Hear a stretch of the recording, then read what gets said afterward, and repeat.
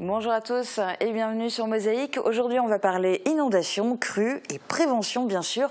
Depuis le 1er janvier, GEMAPI, la gestion des milieux aquatiques et prévention des inondations, est une compétence obligatoire de la CASC. On fait le point tout à l'heure avec le vice-président Claude Decker. Il y a aussi David Beyer qui est présent sur ce plateau, qui pourra notamment nous parler du passé et de l'aspect technique. Et puis Bernard Clavé, qui est le président du syndicat de la ligne Maginot Aquatique. Bonjour à tous les trois et merci beaucoup de participer à cette émission. Coucou aussi à toi Sandrine. Coucou. On est mercredi, jour du ciné. Tu lances un nouveau jeu, donc tu vas nous en parler tout à l'heure, tout nous expliquer comment ça fonctionne. Mais on commence cette émission de l'autre côté de la frontière, à Greffinthal, où il est question de Stanislas et de routes pan-européennes. Guillaume Dumontail est sur place pour tout vous expliquer. Guillaume, bonjour. Pourquoi es-tu à Greffinthal aujourd'hui? Que se passe-t-il? Bonjour. Oui, effectivement, Julia, Mosaïque, Télévision sans frontières. On est aujourd'hui à Greffinthal. Il faut savoir qu'en 1714 et jusqu'en 1718, le roi de Pologne en exil, Stanislas Leszczyński, a donc vécu ici. Et ici, à Greffinthal, dans une chapelle, il y a la tombe d'une de ses filles, Anna. Donc, à Deux Ponts, sache qu'il y a un passionné d'histoire qui s'appelle Werner Euskirchen et il a un projet. En fait, c'est de créer une route pan-européenne qui passerait bien évidemment par la Pologne, mais également par l'Allemagne et par la France, sur les traces donc du roi de Pologne Stanislas Leszczyński. Et il a invité aujourd'hui une délégation de Lunéville, ville où a également vécu Stanislas, où il a été désigné duc de Lorraine. Et donc, des adjoints au maire de Lunéville sont ici pour se rendre compte du passage du roi de Pologne ici en France et donc en Allemagne également, ici à Greffinthal. Donc tout à l'heure, j'ai eu l'occasion de m'entretenir avec une adjointe et on va donc découvrir ensemble un peu plus cette route pan-européenne. Merci Guillaume pour tes explications. On te retrouve donc un petit peu plus tard. Pour le moment, voici un tour d'horizon de l'actu du secteur en 60 secondes. AG Mosaïque, une année riche et plein de projets. Chaque début d'année, c'est l'heure du bilan moral et d'activité de l'année 2017. 3 choses à retenir, un bilan comptable positif, une équipe renforcée par 2 nouveaux salariés et une réflexion sur l'opportunité d'un rapprochement avec TV Cristal. Quand le bâtiment va, tout va. Sur l'ensemble des communes de la Casque, 92 chantiers logements neufs ont été commencés en 2017. Une hausse de 46% comparativement à 2016. L'évolution est confirmée par la délivrance de permis de construire par la Casque qui a augmenté de 31%. Démolition du quartier Gentil. Place à un énorme centre multi-activités. La Casque va démolir une quinzaine de bâtiments de l'ancienne caserne. Les travaux vont débuter par le désamiantage. La démolition va durer jusqu'en juillet. Aucun calendrier n'est fixé pour le démarrage de la construction du gymnase. Mois de l'enfant, porte ouverte sur 2 structures. Les visiteurs ont pu découvrir le multi-accueil Le Marmouzet avec ses 40 places. Il prend en charge des enfants de 10 semaines à 6 ans. Dans le même bâtiment, le service d'accueil familial gère l'emploi du temps et le contenu pédagogique d'une trentaine d'assistantes maternelles. Comment créer une bande dessinée? Par quelles étapes une illustratrice doit-elle passer pour réaliser un album? Ce travail est expliqué à la médiathèque de Sarreguemines à travers une exposition consacrée à Mélanie Allag, sélectionnée pour le prix BD des collégiens et lycéens.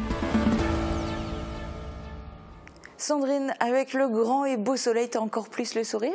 Oui, et puis en plus on va pouvoir le garder un petit peu parce que la fin de semaine s'annonce aussi belle qu'elle a commencé. Super, donc on va pouvoir profiter aussi bien de ton sourire que du soleil. Oui. Voici les prévisions de Météo France pour demain. Avec le Crédit Mutuel, partenaire des grands événements sportifs.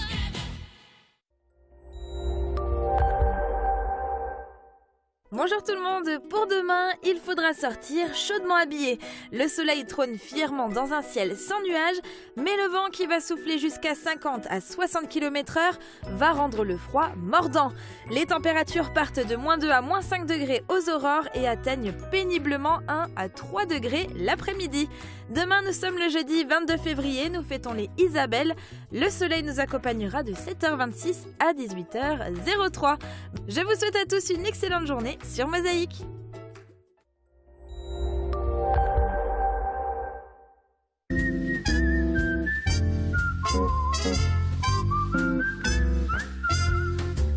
Oseo Cuisine, un service personnalisé avec des prix imbattables toute l'année. N'achetez pas votre cuisine sans passer par Oseo Cuisine. Il va falloir désamianter. La Casque a un gros projet sur une partie du terrain de l'ancien site de la gendarmerie mobile qu'elle a racheté en 2016. À la place de plusieurs bâtiments, un gymnase multi-activités doit y être construit. Mais avant, plusieurs mois de travaux de démolition sont prévus. Les acteurs du projet étaient sur le site hier. Pour faire le point, Uranie Tozic les a rencontrés. L'ancien quartier Gentil continue sa transformation. Après la création d'une résidence connectée et l'implantation de 2 entreprises dans un ancien bâtiment administratif, une 3e partie restait à réhabiliter. Projet retenu, la construction d'une salle communautaire multi-activités souhaitée par la Casque. Mais avant de voir se dresser ce nouvel équipement, des travaux sont prévus jusqu'à la fin de l'été avec pour première étape nécessaire le désamiantage. En extérieur, les zones à désamianter sont protégées. Préalablement, on fait des relevés d'empoussièrement pour mesurer la quantité d'amiante présente dans l'air et à la suite de la dépose de l'amiante, on fait de nouveaux prélèvements pour vérifier que le site n'est pas pollué. On refait la même chose pour le désamiantage à l'intérieur des bâtiments, sauf que là on ajoute une contrainte supplémentaire, on va rendre étanches à l'air les bâtiments avant de les désamianter. Lorsque le bâtiment est considéré comme non pollué, on va pouvoir engager les travaux de démolition. Montant des travaux, 562 289 €. Les démolitions sont prévues de début mars à fin juin et concernent une quinzaine de bâtiments datant du début du XXe siècle. Ils seront détruits un à un, puis viendra l'étape du tri des matériaux avant leur évacuation du chantier. La végétation, quant à elle, devrait également être enlevée, à quelques exceptions près soulignées par la commission des arbres. Outre le respect du lieu, la Casque a souhaité prendre en compte les riverains au vu des potentielles contraintes qu'ils pourraient subir, notamment sonores. Une procédure préventive a donc été lancée. Nous avons également demandé au tribunal de désigner un expert qui a visité tous les immeubles voisins susceptibles d'être touchés par ce type de travaux, de façon à faire un état des lieux, un état zéro, qui permettra de juger si des dégradations survenaient, si elles sont imputables à ce chantier ou non. L'expert s'est rendu sur place les 15 et 16 janvier dernier et n'a fait état d'aucune objection. Le gymnase multi-activités devrait donc voir le jour. Il répondra à la fois aux attentes des établissements scolaires alentours et des différents clubs de sport, mais aussi à l'accueil de compétitions régionales, interrégionales, voire nationales. Bilan 2017 et perspective 2018, Mosaïque a tenu son assemblée générale. Voici l'état des lieux. On y va, c'est quand on veut, c'est ça ? Alors c'est parti pour un résumé de l'AG de Mosaïque, car comme toutes les associations, votre télé locale est tenue à cet exercice tous les ans. Et c'est Pierre Alt, le président, qui ouvre le bal. Je vais commencer par aborder la maîtrise de nos coûts. Vous le verrez tout à l'heure en détail, oui, nous avons maîtrisé nos dépenses et avons assuré nos recettes. Le bilan comptable fait état d'un résultat positif de 23 383 €. Et de revenir sur l'un des faits majeurs de l'année écoulée, la couverture des 12 nouvelles communes de la Casque. Suit ensuite le rapport d'activité du directeur de la chaîne. Voilà, et puis tous les matins à 8h15, nous menons une mini-conférence de rédaction entre le directeur, le réalisateur de l'émission Yvan, Julia, la rédactrice en chef, et l'envoyé spécial. Nous refaisons un point sur les 30 minutes de la journée et décidons quel sujet nous allons affecter à notre envoyé spécial. En gros, c'est le nouveau challenge de Mosaïque depuis la rentrée. C'est un direct pour lequel Mosaïque a investi, donc Francis voulait en profiter en même temps pour vous montrer. C'est filmé avec un téléphone. C'est ce qui nous permet la plus grande réactivité, parce que du coup, c'est quelque chose qui se passe en même temps que l'émission qui est en direct ici sur le plateau. Et effectivement, le thème et le lieu du duplex sont décidés le matin même. Un point est fait sur une étude menée auprès des téléspectateurs via notre site internet et notre chaîne YouTube. Donc, à la question quelle est la probabilité que vous recommandiez Mosaïque à quelqu'un de votre entourage, 56% répondent avec certitude et 38,4% répondent probablement. Donc, ce qui est très positif pour nous. Les résultats résultats du secteur prestations sont aussi présentés, ainsi que les nouveaux services proposés par Mosaïque, notamment grâce à l'utilisation d'un drone. Alors le bâtiment, on peut le voir quasiment sous toutes ses clôtures. On peut aller zoomer dans l'image. C'est assez précis. Et ça va permettre notamment, pour le bâtiment ou pour des gens qui travaillent dans les bâtiments, de faire des relevés topo. Donc par exemple, je prends cette surface-là, pour la calculer, il va falloir aller sur le terrain, prendre les mesures et faire la surface-là. On fait en 4 clics, on sait que ça fait un périmètre de presque 77 mètres, avec 332 mètres carrés. D'un point de vue réglementaire, le rapport financier est présenté afin d'être soumis au vote de l'Assemblée, tout comme le budget prévisionnel. Le renouvellement du comité directeur est par la suite effectué, Sonia Christinelli-Frébeuf se succédant à elle-même. L'Assemblée se conclut alors par l'habituel instant de questions-réponses. Bon, écoutez, si le silence s'installe, je vais vous remercier de votre présence, de votre fidélité et de votre soutien à Mosaïque. Et s'il n'y a pas eu de questions, c'est sans doute parce que le président avait devancé la grande interrogation du moment. Les 2 chaînes de télévision locales, Mosaïque et TV Cristal, vont-elles fusionner? Voici la réponse. J'en arrive maintenant au dossier que vous avez pu découvrir dans Républicain Lorrain, mais sous un seul angle seulement. C'est le rapprochement avec TV Cristal. Sachez que depuis le 2e semestre 2017, à l'initiative des représentants de la communauté des communes de Pays de Bitche, plusieurs rencontres ont eu lieu avec les représentants de la CASC.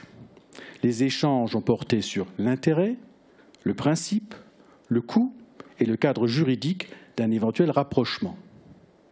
Il s'agit concrètement d'étendre sur le Pays de Bitche un rendez-vous télévisuel de qualité, à l'image de celui proposé par Mosaïque, de mutualiser les moyens techniques et humains et de rassembler les 2 chaînes en une seule entité associative. À ce stade, rien n'est décidé. Des approches sont faites. De notre côté, nous ne doutons pas de l'intérêt d'une telle alliance. Nous savons cependant que le sujet est sensible. D'ici à quelques semaines, les élus de l'Agglo de Sarreguemines et de la communauté des communes de Bitche auront les éléments objectifs pour prendre leurs décisions. De notre point de vue, le mariage de Mosaïque et TV Cristal ne pourra se concrétiser que s'il y a une volonté mutuelle basée sur la confiance, la bienveillance et l'enthousiasme. S'il n'est pas vécu comme une opportunité par les élus, par les salariés des 2 chaînes de télévision et par les habitants, c'est le moment que le rapprochement n'est pas encore venu.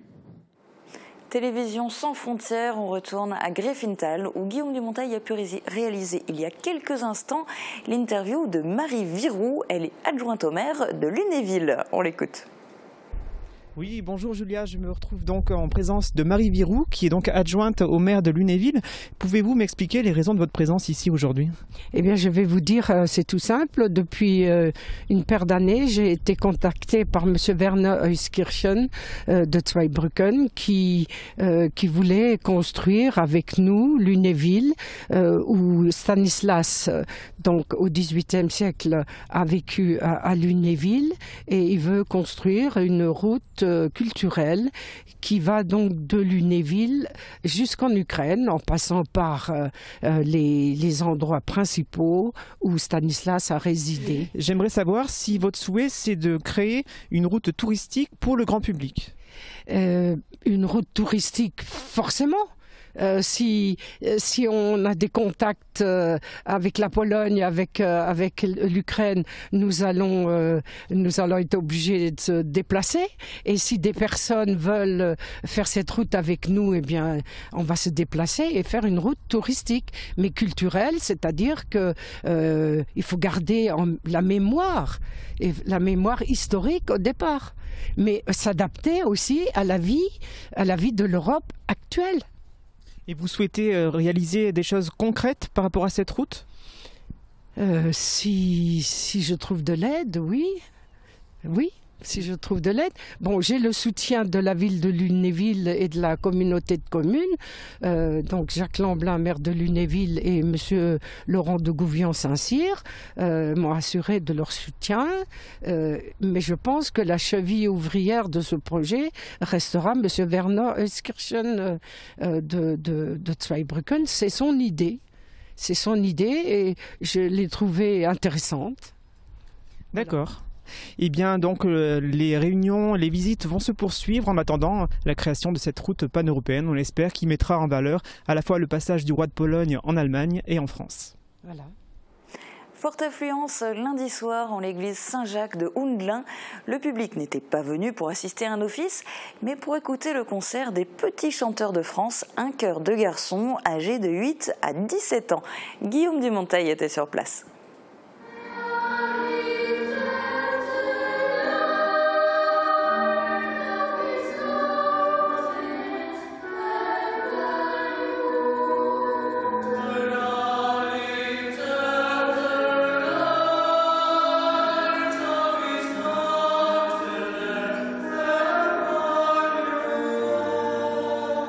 Les voyages forment la jeunesse. Ces 20 enfants profitent de leurs vacances scolaires pour donner des concerts. Lundi à Houndelin, ils seront ce soir à Mulhouse pour interpréter des chants religieux et profanes sous la direction de Véronique Thomassin avec l'accompagnement au piano de François Olivier. Les Petits Chanteurs de France s'inscrivent dans la lignée de groupes mondialement connus comme les Petits Chanteurs à la Croix de Bois. Ils ont enchanté les nombreux spectateurs venus les écouter en l'église Saint-Jacques de Houndelin.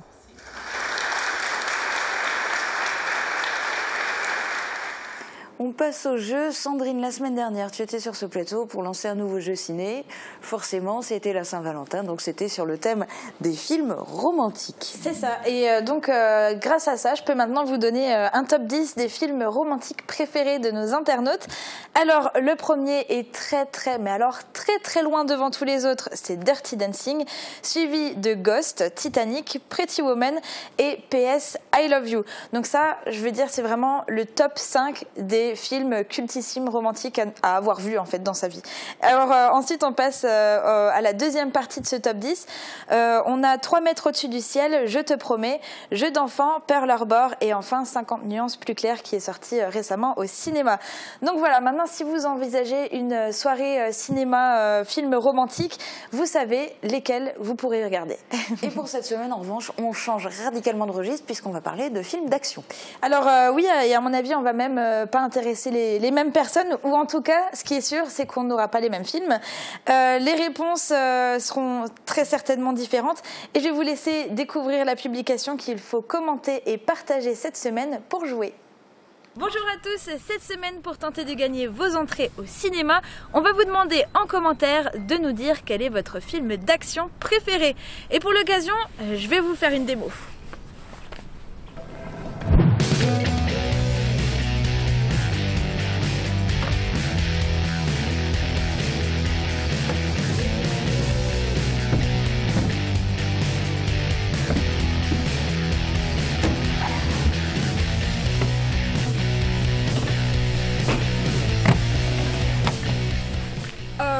Salut! Bon bah vous l'aurez remarqué depuis le début, c'est bien sûr pas moi qui ride, c'est Max, notre cascadeur de l'extrême à Mosaïque. Merci Max d'avoir participé. De rien Sandrine. Et vous n'oubliez pas, likez la publication et partagez, vos entrées pour les cinémas sont en jeu. Et voilà, donc la vidéo sera disponible dès cet après-midi, 14h, sur notre page Facebook. Voilà, sur la page Facebook de Mosaïque. Et si je te demande de me citer un film, je sais pas moi, un film catastrophe d'inondation, t'as un titre qui te vient en tête? Là, de but en blanc, je dirais Le jour d'après. Je pense que scénario catastrophe, il n'y a pas pire. Et ben voilà. Dans un instant, on parle de risque d'inondation et de crue, mais sans scénario, puisqu'il ne s'agit pas d'une fiction, mais d'une réalité sur le territoire de la Casque. À tout de suite.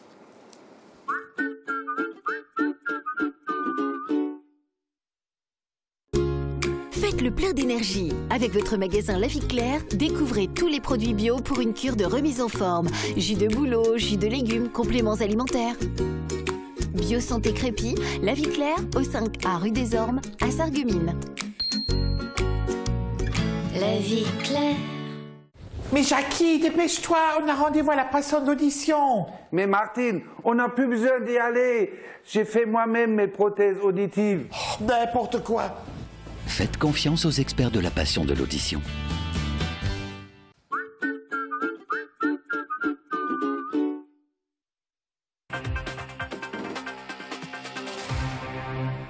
La casque sous l'eau, littéralement, ça s'est déjà vu.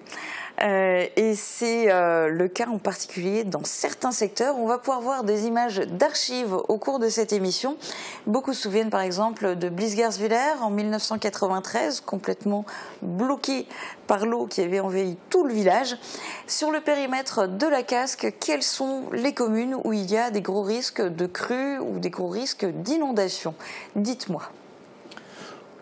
Je crois que l'État a élaboré une stratégie nationale de gestion des risques d'inondation et elle a été déclinée à l'échelle locale par une stratégie locale de gestion du risque d'inondation et le préfet a arrêté les villes et villages qui sont directement concernés par un risque important d'inondation. Il s'agit des communes de Bliesbrück, Blies-et-Bersin, Blies-Bergwiller, Frauenberg, Großbiederstorf et Sarreguemines. Bien entendu. Ça, c'est ce qui est officiel. C'est ce qui est officiel. Ensuite, sont également concernées les villes de Vitrain, Zétain, Sarasma, Sarralbe et de manière générale, tous les villes et tous les villages qui sont en bord d'un cours d'eau. C'est pratiquement la totalité de nos communes. Mais avec des risques plus ou moins avérés, hein, mais toutes sont concernées. D'accord, avec en plus une particularité sur le territoire de la Casque, sont les étangs et la ligne Maginot aquatique. Alors à l'origine, c'est un ensemble d'ouvrages militaires qui avait pour but justement de créer des inondations, d'être capable de créer des inondations. Et finalement, aujourd'hui, la ligne Maginot aquatique, elle a la vocation complètement contraire. Effectivement. Alors en 1970, quand l'État a légué ces étangs aux différentes collectivités, il fallait trouver une structure légale à tout cela. Et donc, c'est le syndicat intercommunal de la mise en valeur des étangs de la région de Putelange-au-Lac qui avait repris l'ensemble de ces 6 étangs à sa charge. Quitte à y développer du tourisme, autre chose que l'effet belliqueux qu'on a pu vivre quelques décennies précédemment. Et donc, ça s'est développé au fur et à mesure jusqu'à nos jours où nous avons, par exemple, sur les 3 communes de Putelange, Remerin et Olvin, 3 campings municipaux, avec naturellement des sites qui sont également dédiés à la pêche et aux activités nautiques, avec des 2 autres étangs qui sont dédiés à un maintien beaucoup plus stratégique en matière de maintien des milieux aquatiques, notamment les étangs de Hoste et Hoste bas et Hoste haut. Tout cela a nécessité quand même pas mal de travaux, notamment en ce qui concerne la protection des populations qui sont concernées. Alors, quand on a donné ces structures aux différentes collectivités, il fallait naturellement prendre en compte ces différentes directives et je dirais qu'on n'a pas attendu que l'État donne un cadre légal par le biais d'une loi qui s'appelle GEMAPI aujourd'hui ou autre pour s'occuper de cela. Nous nous en sommes préoccupés déjà dès le début et je dirais plus particulièrement depuis les années 2000. Oui, parce que le meilleur moyen de lutter, évidemment, c'est la prévention. Alors, des travaux, en tout cas des aménagements, ont été réalisés déjà depuis pas mal de temps. David Beyer, est-ce que vous pouvez nous donner un petit peu des exemples, nous resituer dans l'histoire? Depuis quand on lutte contre les inondations? Alors, je pense depuis très longtemps. Mais disons qu'à la communauté d'agglomération, on a repris ces dossiers-là au moment où on était district jusqu'en 2002 et on a fait jouer une solidarité au niveau des communes parce que toutes effectivement ne sont pas concernées directement par une inondation de rivière, même s'il peut y avoir des risques de submersion rapide sur d'autres communes, mais les communes se sont mis d'accord bien avant les textes GEMAPI, loi MAPTAM et loi NOTRe, ou la directive européenne qui a été prise pour engager un peu tout ça au niveau des États membres. La communauté d'agglo a, dès le début des années 2000, donc commencé à travailler sur ces dossiers-là en réfléchissant sur 3 volets différents. Le premier, c'était l'alerte aux riverains.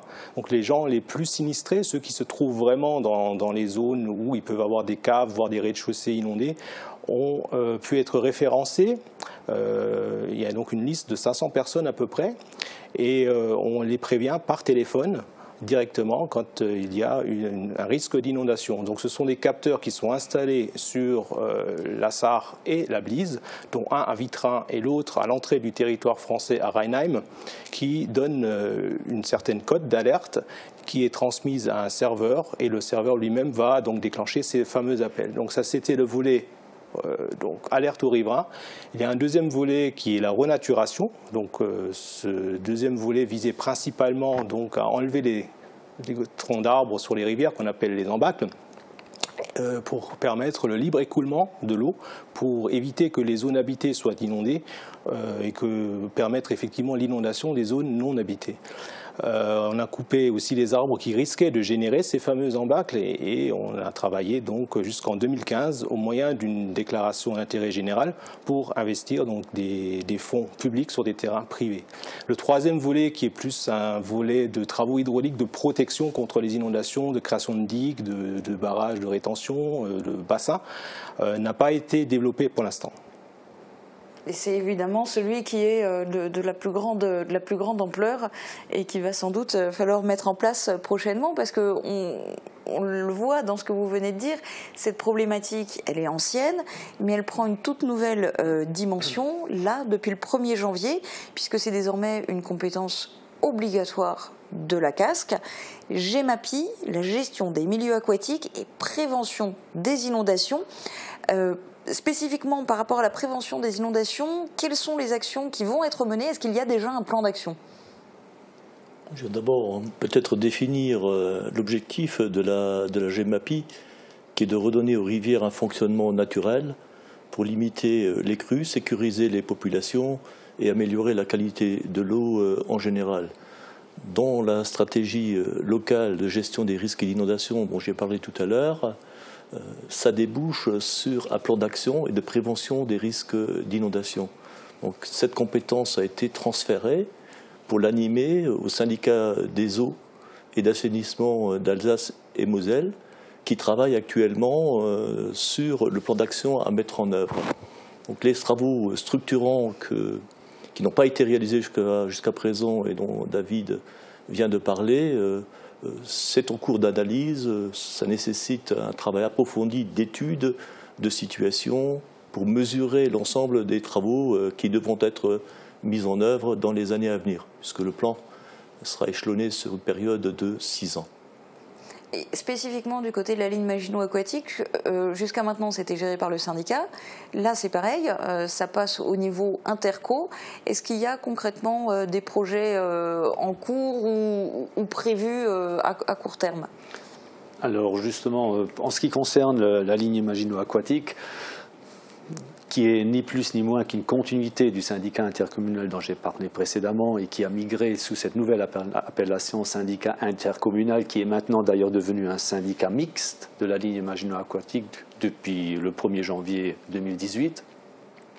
Donc nous avons anticipé déjà un peu par rapport à toutes ces directives, par rapport à tous ces travaux, dans la mesure où la prévention sur le cours d'eau a déjà été assurée dans les années 2001 à 2005, dans un premier temps concernant les travaux de renaturation des berges.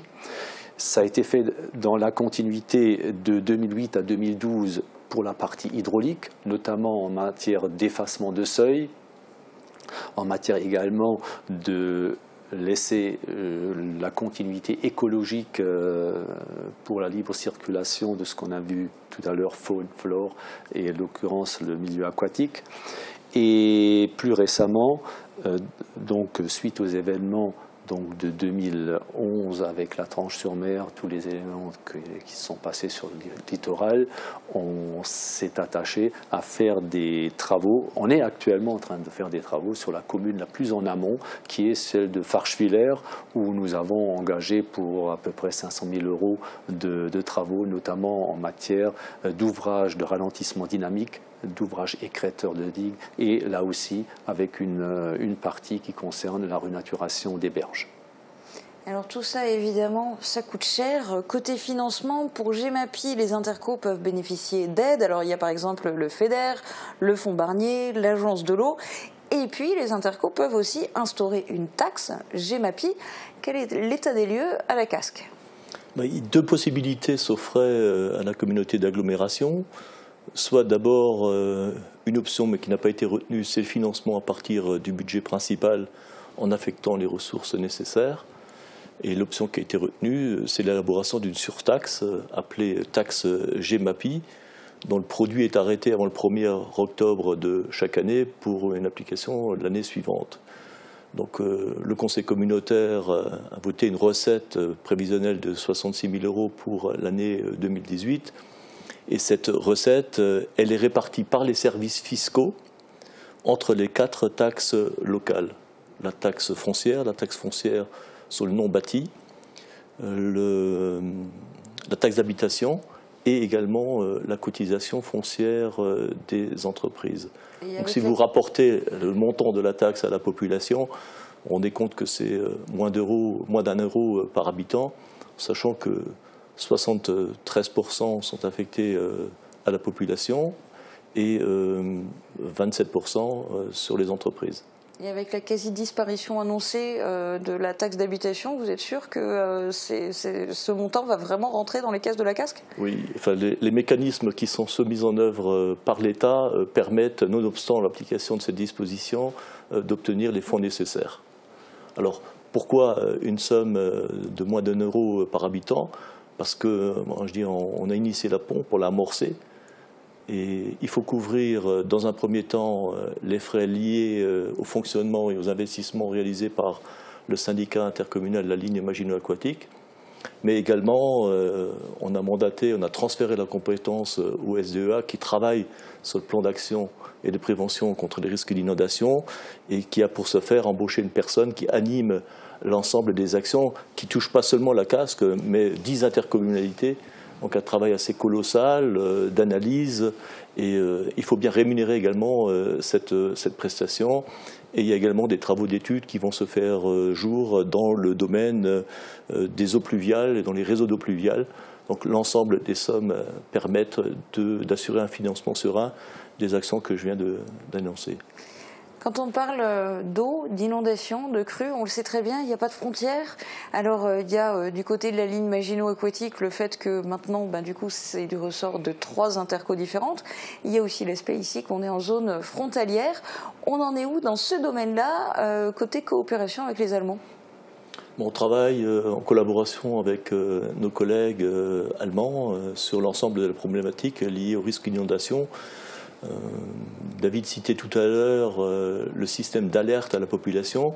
Il faut savoir qu'il a son équivalent du côté allemand et que le déclenchement se fait à partir d'indicateurs qui sont fournis en Allemagne, qui sont repris sur Vitrin et qui permettent d'alimenter et d'informer les 500 personnes qui sont actuellement raccordées à ce système et qui vraisemblablement seraient étendues au maximum de personnes potentiellement en risque d'inondation.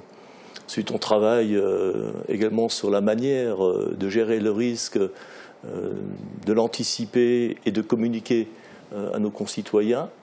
Donc, on a des ateliers de travail qui sont en cours actuellement, même s'ils n'ont pas les mêmes dispositions réglementaires que les nôtres, elles s'apparentent quand même et l'objectif final poursuivi est le même.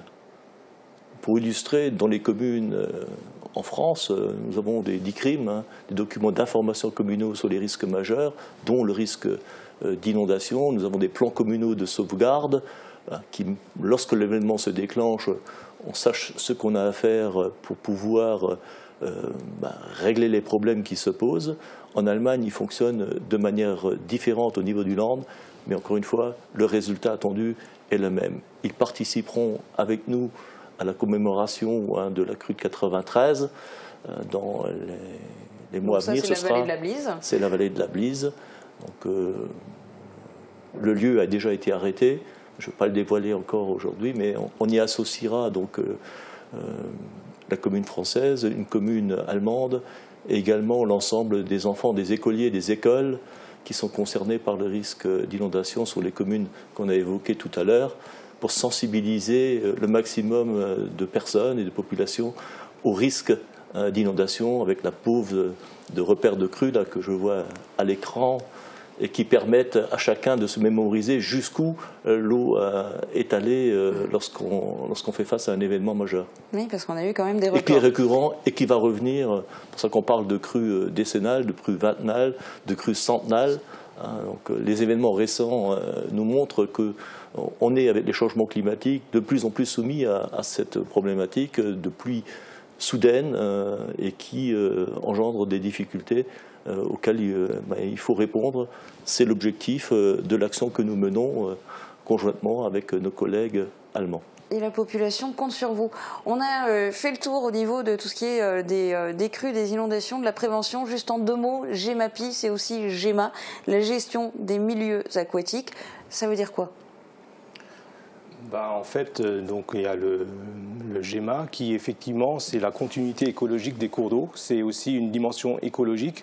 Il faut que le poisson puisse circuler librement. Il faut que les sédiments puissent circuler librement. Donc, actuellement, c'est pas encore inscrit chez nous, c'est pas encore développé chez nous, ce volet-là. Mais on l'a mis en place déjà bien avant que GEMAPI existe, puisque quand on a fait la renaturation des cours d'eau, on a tenu compte aussi de la faune, de la flore, pour respecter les nidifications d'oiseaux, pour respecter les frayeurs de poissons, etc. Par contre, c'est vrai que sur nos cours d'eau, il y a pas mal d'obstacles, il y a des seuils, des barrages qui font que le poisson ne peut pas forcément aller sur ces endroits de frais. Et il est nécessaire aujourd'hui de réfléchir à l'ensemble du bassin versant, comment on peut favoriser le déplacement de la faune sur nos rivières. Donc il y a encore du travail. Merci beaucoup à tous les 3 pour toutes ces explications. Bonne continuation. Un énorme merci aussi à Nicole Roth, qui est la personne qui a fourni les photos d'époque secteur de Bliesweyen 1993. C'est la fin de cette émission. Très bonne journée à tous. À bientôt.